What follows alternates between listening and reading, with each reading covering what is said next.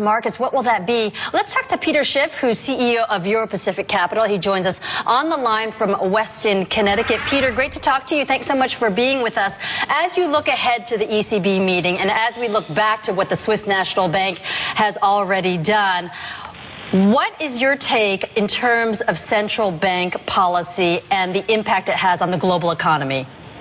Well, I think any nation that undergoes quantitative easing is ultimately damaging its economy.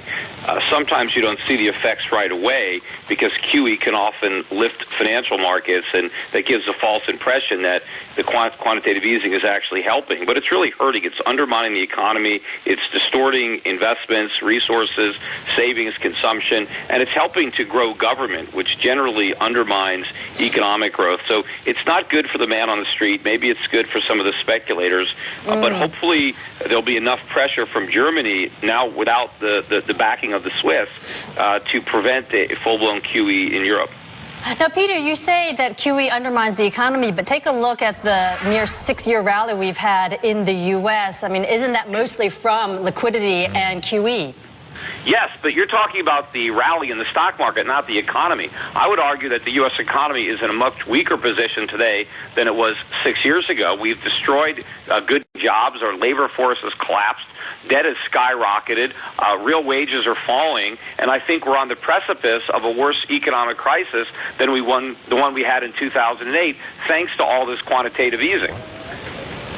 Peter, so, I mean, if you weren't a cheerleader for QE in the United States because it didn't have a tangible benefit on the U.S. economy and have for many years been saying that the dollar is not somewhere you want to be, even though we've seen the rebound, but what are your thoughts on the euro then?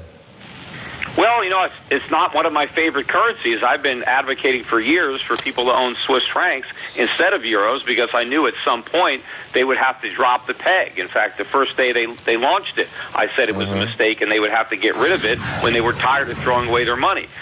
So I'm not a big fan of the euro, but against the dollar, I think the euro is going to rally. I think it's way oversold. I think the idea of QE in Europe being a fait accompli is wrong. I think QE4 that we're going to do in the U.S. is going to be much bigger and much more destructive to our economy than anything that they do in Europe. And do you think that there's always a cause and effect for everything? Do you think that it will be similar in terms of the path that the Europeans may embark on in achieving what the U.S. has, at least in terms of asset price reflation, if not boosting the economy? Yeah, well, we haven't achieved any kind of real economic growth, right? We have boosted our asset prices, but only temporarily, because the minute you end QE or raise interest rates, your asset bubbles deflate, which is one of the reasons why we're going to do QE4, because I think the central bankers don't want to watch those bubbles deflate, so they're going to fill them back up with air, but that just does more damage to the economy and ultimately to the U.S. dollar. You mentioned the dollar's been rising, but it's only because people think QE was a success, and because they think it's a success, they think it's over. It wasn't a success, it's a failure, and because it failed, they're going to do it again, and that is going to send a shockwave throughout the currency markets, like this recent decision by the Swiss to abandon their peg to the euro. And Peter, when you look at the price of oil and where it's been going the past 6 months, what is your position on in terms of the purchasing power of U.S. consumers and the money they've been able to save as they fill up their tanks? Yeah, they are saving a little bit of money when they go to the gas station, but they're spending it at the grocery store. They're spending it, when they pay their health care bills. So it's not like there's a big windfall. Meanwhile, Americans have seen their purchasing power eroded over the years. But I think this is a temporary benefit to American consumers because I think when the Fed is forced, unfortunately, into doing QE4, one of the prices that's going to be most affected is going to be oil prices. I think they're going to head much higher when the Fed starts printing more money.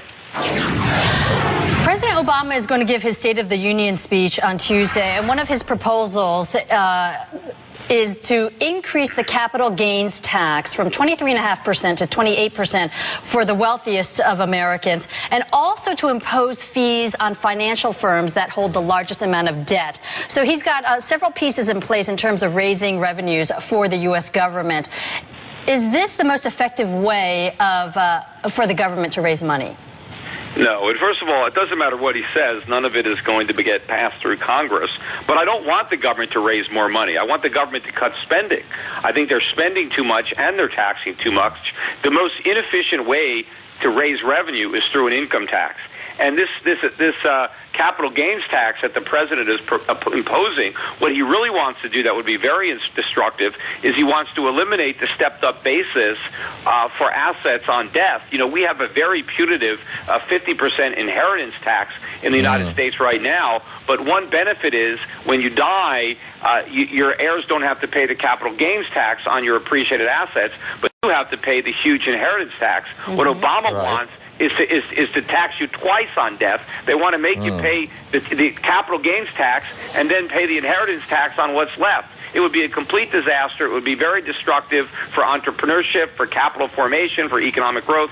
But the president doesn't understand how economies actually grow. He's a socialist, and he believes that economic growth comes from central planning, and it doesn't. Well, as his term enters its sunset, Peter, and we're looking at a shifting landscape in Washington in terms of, you know, who controls the Congress, and we're looking ahead to the 2016 elections. You know, do you expect brighter things for the U.S. economy outside of what the central bank has tried to achieve if we have political change in the U.S., at least in the White House? Unfortunately, I don't expect brighter things, and I don't think we're going to have political change until after we have a real economic catastrophe. Fortunately, one is coming, so that may be the catalyst at some point. But right now, as long as the central bankers can monetize our debts, as long as foreign governments will keep buying dollars to facilitate that, then there's no real impetus for us to change. We'll keep on piling debt on debt because, you know, there's no reason not to. We don't feel the consequences in higher interest rates or a currency collapse.